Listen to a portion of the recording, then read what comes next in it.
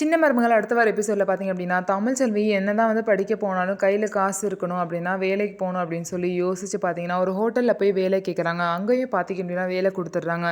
காலையில் சீக்கிரம் வந்து வேலை பார்த்துட்டு, காலேஜ் போயிட்டு, திரும்ப ஈவினிங் வந்து வேலை பார்த்துட்டு, நைட்டு வீட்டுக்கு லேட்டாக தான் வராங்க. இதனால சேதுபதிக்கு இவ ஏன் இன்னும் நைட்டு வரல? காலையில் ஏன் இவ்வளோ சீக்கிரம் போகிறா அப்படின்னு சொல்லிட்டு ஒன்றுமே புரியல. இந்த நேரத்தில் பார்த்தீங்கன்னா, சேதுபதியோட சித்தி, அத்தைன்னு சொல்லிட்டு எல்லாரும் வந்து தமிழ்ச்செல்வி பண்ணுறது சரியே இல்லை. நீ ஏன்னா ஒன்றுமே கேட்க மாட்டேற, அவள் பாட்டுக்கு சீக்கிரம் போகிறா, அப்புறம் லேட்டாக வரா அப்படின்னு சொல்லிட்டு சேதுபதியை ஏற்றி விடுற மாதிரி பேசுகிறாங்க.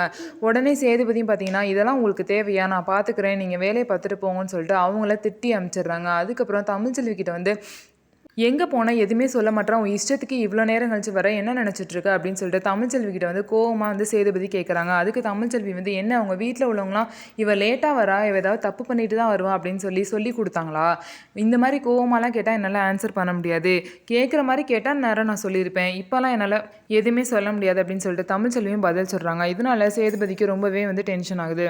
இந்த 6 மாதம் டைமில் அவங்க எப்படி வந்து சேர போகிறாங்க அப்படிங்கிறத பொறுத்திருந்து பார்க்கலாம். நம்ம வீடியோ உங்களுக்கு பிடிச்சிருந்தா நம்ம வீடியோவை லைக் பண்ணிக்கோங்க. அதுக்கப்புறம் மறக்காமல் நம்மளோட சேனலை சப்ஸ்கிரைப் பண்ணிவிட்டு பாருங்கள்.